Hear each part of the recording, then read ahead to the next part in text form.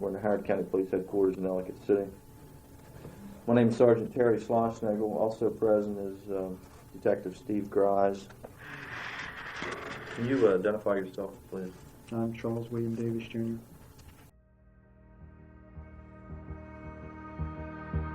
So we started working on a 1975 cold case of Roseann Sturtz. Her body was found on December 15th of 1975 in a wooded area off of Route 108. And we ended up going over to our records division and pulling all the records files in reference to Roseann Sturtz's case.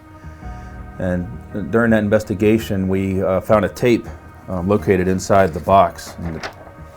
And the tape kind of looked like this. It was one of your regular audio tapes here.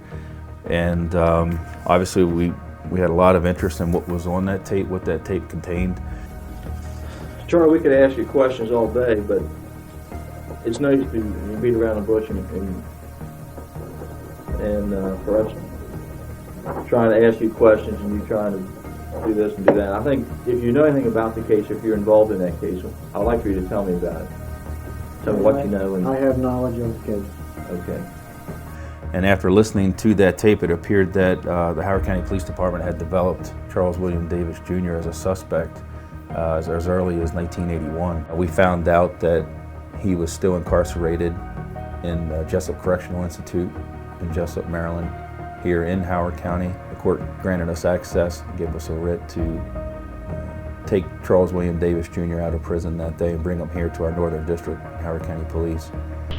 All right. First things first. Here's what I'm going to do, okay? I'm taking those handcuffs off. You don't have to. No, I'm going to.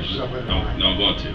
But I want you to know we're on a different level here. There's a respect going on, okay, from when we first met. Charlie, there's no trickery going on here. There's no beating around the bush. There's none of that stuff. And like, we can't even continue this conversation if either one of us thinks that that's going on. But I have this case from 75 that I'm working and I need some help on. So it was very important for us to get an opportunity to speak to Charles William Davis Jr.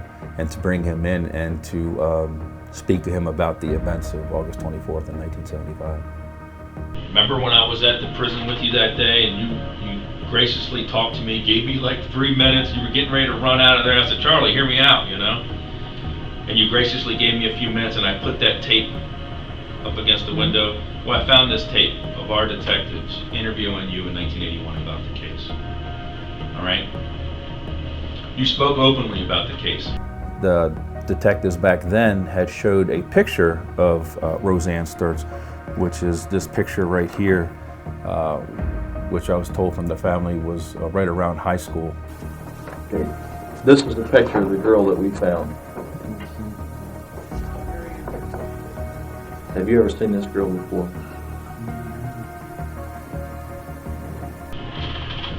So they're trying to show you a photo of her, okay? They don't have any mugshots.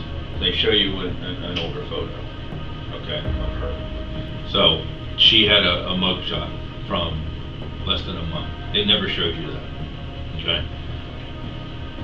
Is it okay if I show you her photo now? Okay. Mm-hmm.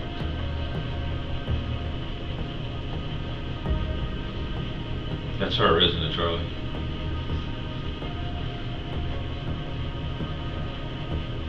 And she still had the scar. She still had the scar on her face. When Charles William Davis Jr. pointed out, the picture of Roseann Sturtz, it's a good feeling. It's a good feeling to know that not only that the hard work of the detectives and the police officers before you helped push this case forward, but also that you're right there at that point where you're going to be able to continue to work this case in a positive manner and at some point be able to speak to the family and actually give them firsthand information on what happened to their loved one. This was going to happen, Charlie, and this is as honest as I can be.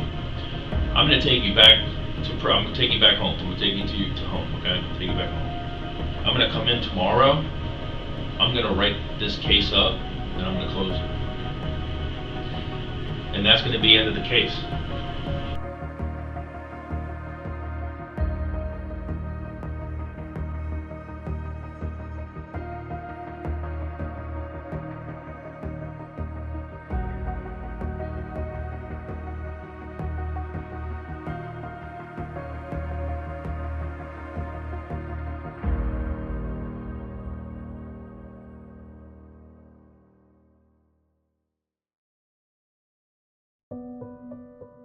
I'm here as an open book, okay? So I'm here to answer any questions that you all may have. I do have pictures of him to share with you. I'll share with you his name. Pretty much, I'm just an open book for all four of you to ask any questions that you need to have answered. It's been 49 years. I mean, think about that. So, and in a couple days, it would have been 49 years. Yeah. He expressed to me that he wanted her family to have closure, and that's why he told us about what he did. I can only tell you what he told me. Okay, and that's what happened. Anytime you meet with the family of a murder victim and you're able to tell them, you know, your murder victim's case is closed. We've solved your case. It's a great feeling overall. It was a huge joy for me to be able to do that, to give that information to all four of her sisters, and to have them thank me for being able to provide that information. It's something that sticks with you for a long time. So right here in this parking spot, extended all the way up were woods, and right here in this parking spot is where Ann was found. For you.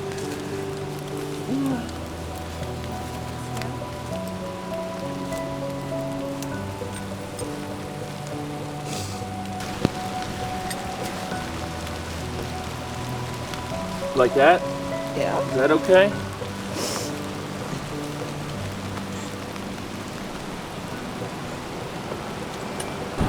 There is a such thing as closure. I'm glad I can help you with that. I never thought we would get that. Wish my mom was here though. No. Oh, she's here. She's here. Yeah.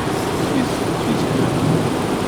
So She's with Roseann and Yeah. she's Yeah.